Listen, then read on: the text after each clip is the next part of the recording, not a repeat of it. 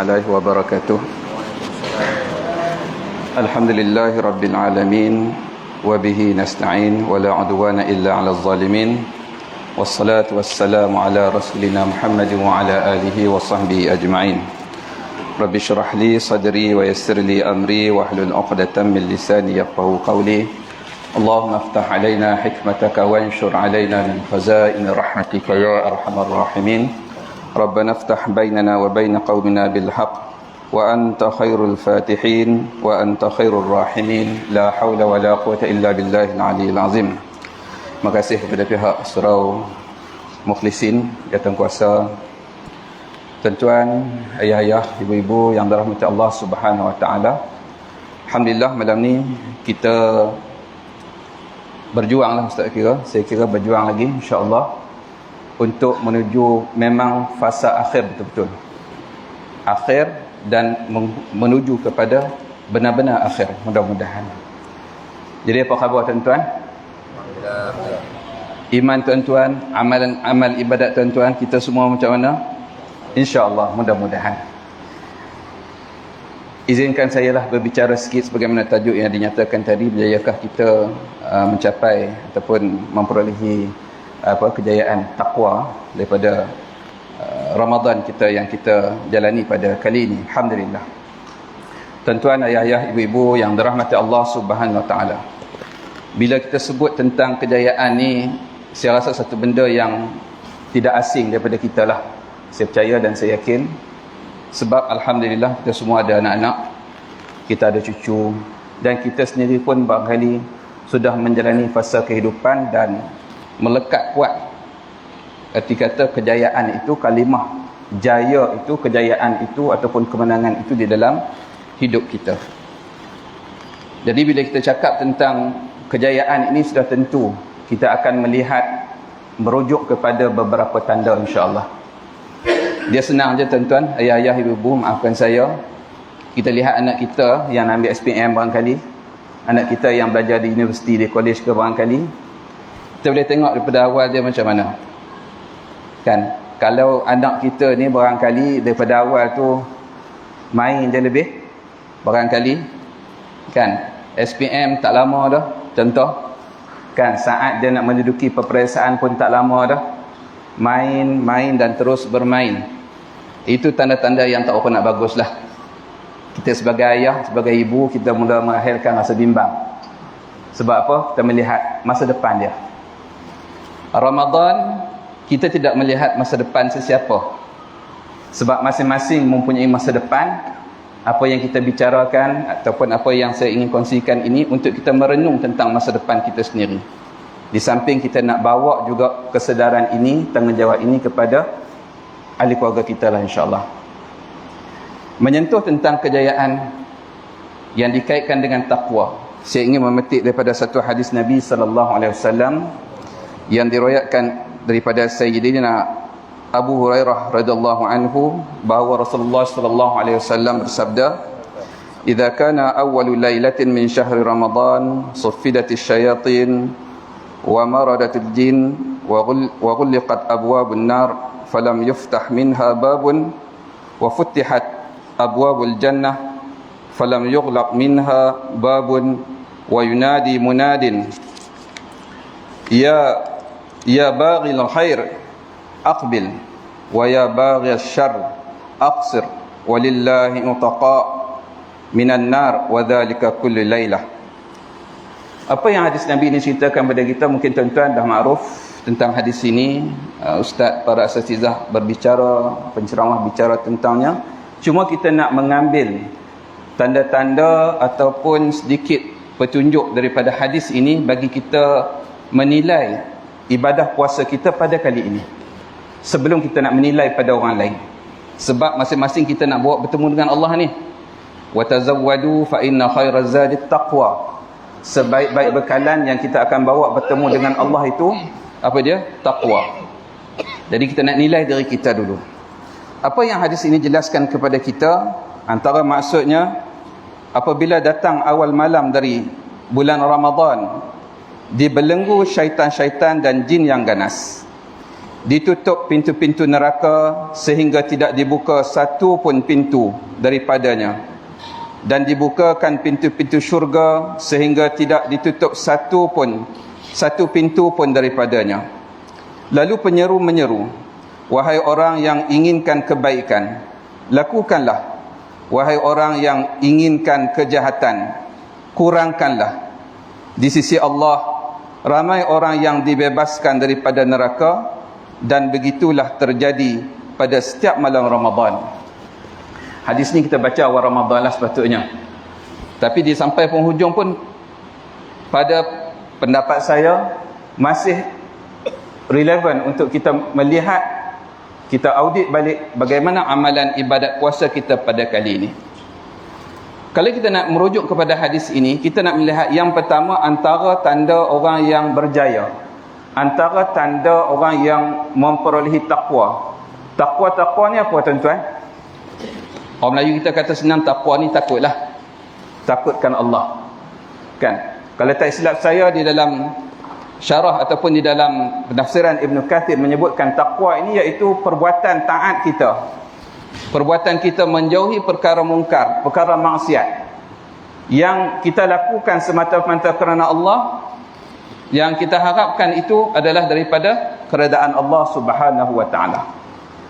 Kalau dalam kisah antara Sayyidina Umar dengan Ubay bin Ka'ab, bagaimana satu dialog berlaku. Sayyidina Umar bertanyakan kepada Ubay bin Ka'ab tentang takwa sebagai satu rumusan. Apa yang dikatakan, dijelaskan oleh Ubay bin Ka'ab. Dia kata, pernahkah Sayyidina Umar tuan melalui satu jalan yang penuh dengan duri? Dia kata pernah. Kan? Bagaimana keadaannya ketika melalui satu lorong, satu jalan yang penuh dengan duri? Maka Sayyidina Umar menjawab bahawa dia lalu dengan keadaan berhati-hati. Lalu dengan berhati-hati. Maka Ubay bin Ka'ab dia kata, maka itulah maksud takwa. Artinya kita nak mengambil pengajaran dan kesimpulan, ataupun boleh kita katakan mengambil kefahaman. Bila kita nak menyatakan tentang takwa yang dikaitkan dengan Ramadan, ibadah puasa kita ini, bagaimana Ramadan tadi melatih kita dalam tempoh sebulan itu, kita sentiasa berhati-hati. Betul atau tak? Mari kita renung balik. Yang ketaranya ketika mana waktu bersahur, kita anak-anak, suami isteri barangkali, kita akan bagi ingat, kita notiskan kepada ahli keluarga kita, sahur dah nak habis tu, imsak dah nak habis. Hati-hati tak tuan-tuan? Hati-hati. Padahal waktu imsak tu, kalau nak teguk air, nak makan sepinggan nasi, boleh lagi tuan-tuan. Jangan langgar masuk waktu subuh je. Tapi betapa berhati-hatinya kita pada waktu itu, kan? Bunyi je dia punya alam masuknya waktu imsak tu, yang ada dalam mulut barangkali diluahkan kembali barangkali. Punya berhati-hati. Ini satu sikap dan latihan yang wujud tanpa kita sedari, asas dia tarbiyah daripada Ramadan yang kita lalui. Begitu juga tuan-tuan yang dirahmati Allah, ayah-ayah, ibu-ibu. Kalau anak kita barangkali, kita mungkin tidaklah tuan-tuan, kalau ada minta tinggalkanlah. Berwuduk, berkomor dan seumpamanya. Kita ingat, kamu berkomor je, jangan telan pula, luahkan habis sisa air tadi. Menunjukkan kita sedang melatih anak kita supaya berhati-hati. Berhati-hatinya kita sampai bulan Ramadan tak korek hidung, gatal hidung ni tahan. Pici hidung ni gatal punya pasal. Sebab apa? Aku korek hidung, batal puasa aku. Betul tak betul tuan-tuan? Itu tanda kita sangat berhati-hati. Itu merupakan antara petunjuk bahawa Ramadan tadi sikit sebanyak membentuk kita sikap berhati-hati. Dan berhati-hati kita itu bukan dalam persoalan zahir semata-mata. Yang lebih perlu kita berhati-hati iaitu dalam konteks bagaimana amalan hidup kita, bagaimana dalam soal halal dan haram kita, bagaimana dalam soal adab tata susila kita. Maka itu yang perlu kita hati-hati di dalam kita menjalani ibadah di dalam bulan Ramadan. Daripada hadis ini, saya nak sebutkan ataupun saya cuba untuk keluarkan tanda-tanda orang yang berjaya daripada ibadat di dalam bulan Ramadan. Tadi macam mana saya sebutkan di awal tadi sebagai mukaddimah, kita nak tengok anak kita berjaya macam mana, kita tengok sikap dia di awal tadi macam mana. Tuan-tuan, surau ni tahniah, alhamdulillah saya tengok, masya-Allah ramai. Kan? Bagaimana mempunyai kekuatan ramai seramai ini, barangkali kita tengok bagaimana di awal Ramadan, masuknya awal Ramadan itu bagaimana keadaan dia. Bahkan kalau kita lihat sebelum datangnya Ramadan itu sendiri pun, daripada bulan Rajab, bulan Syaban masuk kepada Ramadan, Rajab tu dah ready dah. Dah ready dengan mindanya, jiwanya, dengan puasanya dah ready dah. Masuk bulan Syaban dia naik lagi satu tingkat, dia punya increase, dia punya power dia. Masuk Ramadan dia dah boleh jadi satu, orang kata apa, amalan ataupun satu budaya yang konsisten. Maka momentum ataupun kita sebut apa, semangat yang ada di awal itu, yang kita telah mulakan daripada awal itu, inilah mungkin kesannya sehingga ke penghujung ini dan sehingga ke akhirnya, mudah-mudahan. Kalau kita tidak ada, mungkin wallahu alam, ada orang yang diuji kesibukan, ada dengan mungkin tidak sihat dan sebagainya, saat akhir ini sahaja yang dia berpeluang, maka dia bukan satu benda yang rugi, tetapi bermula daripada dalaman dia itu menginginkan sesuatu yang istimewa yang telah Allah kurniakan di dalam bulan Ramadan. Maka yang pertama sekali, kalau saya nak kaitkan dengan hadis ini yang dikatakan dibelenggukan syaitan-syaitan dan jin yang ganas, antara tanda orang berjaya yang pertama saya rumuskan bahawa dapat membebaskan diri daripada kesan pengaruh syaitan. Macam mana kita masuk Ramadan tadi? Kita kawal diri kita. Syaitan sudah dibelenggu, tetapi pengaruh syaitan itu masih ada. Yang merosakkan kita adalah nafsu kita. Syaitan ni dia berdepek dengan nafsu. Betul tak tuan-tuan? Betul. Maka saat itu bagaimana daripada awal, mungkin yang awal sebelum tu daripada Rajab, Syaban itu, dia sudah pulun.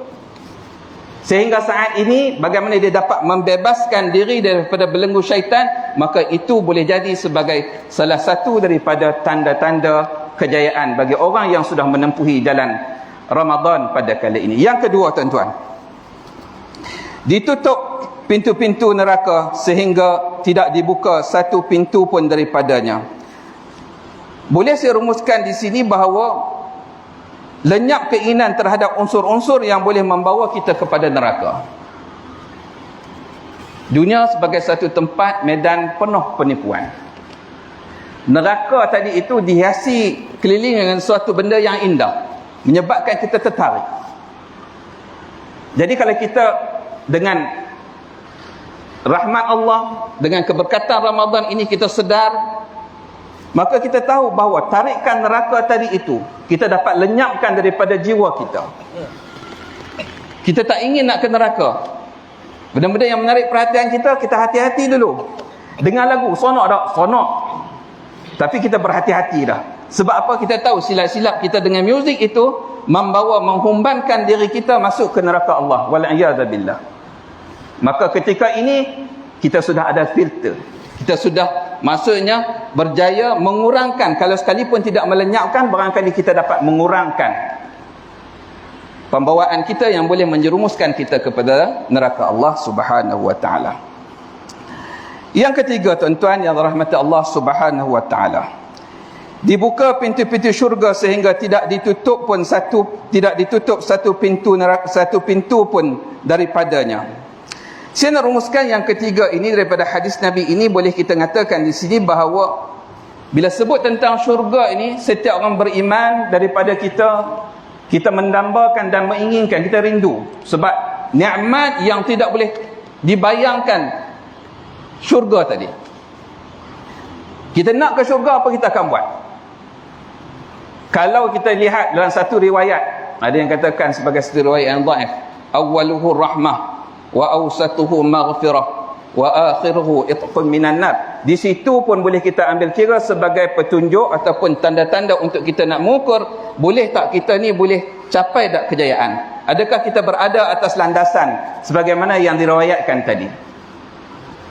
Kalau di awalnya itu kita tidak menampak rahmah, kita tidak menampakkan, kita tidak berhasrat, tidak berhajat kepada kasih sayang Allah, kita biarkan di awal itu berlalu begitu sahaja, fasa yang pertama berlalu begitu sahaja, kita tidur dan terus tidur, kita sibuk dengan hal keduniaannya, kita terus sibuk. Bukan maksud kita nak tinggalkan dunia, tidak, tetapi kita tidak memberi ruang untuk kita merebut rahmat Allah. Barangkali kita ini sudah mungkin agak lari ke belakang. Pergi kepada fasa yang kedua, itu boleh jadi menjadi petanda ataupun petunjuk, indikator bagaimana kita nak mencapai kejayaan di dalam puasa kita pada kali ini. Mendapat keampunan Allah. Berapa banyak kita setiap malam kita menangis. Kita bangun malam untuk nak bersahur, kita berqiyamul lail, kita minta ampun kepada Allah. Setiap waktu daripada awal kita sedar pada waktu pagi sehingga sampai waktu petang balik, berapa banyak yang telah kita lafazkan. Kalau kita tahu, kita sedar bahawa waktu itu merupakan waktu Allah pasal memberi keampunan kepada kita.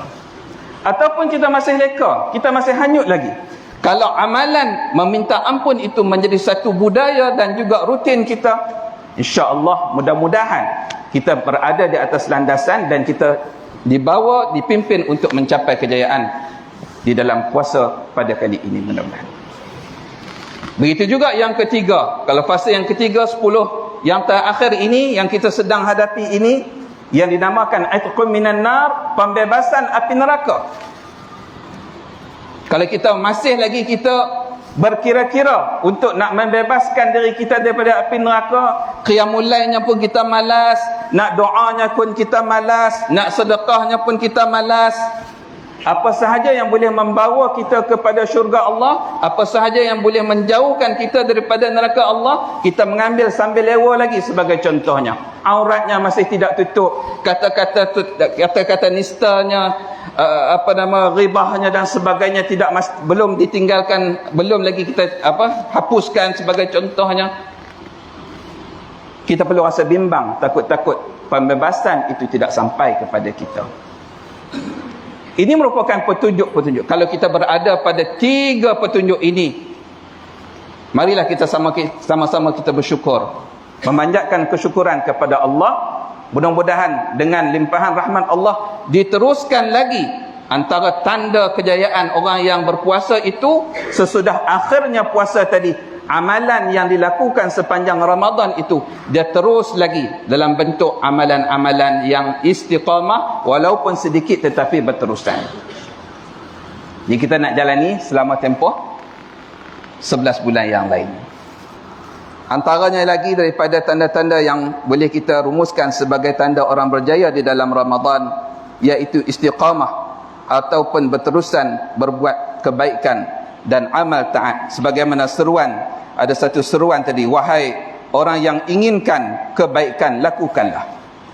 Kalau saat ini kita tidak berkira tentang kebaikan, suami tidak berkira untuk membantu isteri, isteri tidak berkira untuk menguruskan keluarga, kita dengan ahli masyarakat tidak berkira dengan jiran tetangga, kita sesama jemaah tidak berkira, ada di kalangan jemaah kita yang mungkin berhajat kepada bantuan dan sebagainya, sebagai contoh, kita teruskan laku kebaikan. Mudah-mudahan ini merupakan petunjuk yang membawa kita kepada kejayaan yang sebenar, dimasukkan ke dalam syurga Allah Subhanahu wa taala. Dan yang terakhir saya kira insya-Allah, iaitu seruan yang menyatakan, wahai orang-orang yang inginkan kejahatan, kurangkanlah. Kalau sehingga saat ini kejahatan kita tidak berkurangan, kalau saban tahun, saban Ramadan telah berlalu, kejahatan dan maksiat kita tidak berkurangan, maka kita kena cek balik. Boleh jadi ada yang tak kena di dalam amal ibadat puasa kita.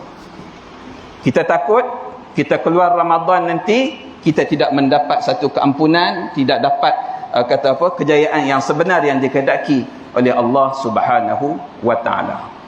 Jadi tuan-tuan, saya kira sekadar itu dah dulu pertemuan kita pada malam ni. Mudah-mudahan ada manfaat daripada bicara insan yang kerdil, yang jahil ini.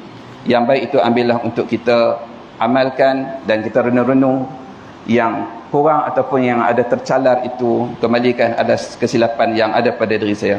Wallahu alam, aqulu qouli hadza wa astaghfirullah azim.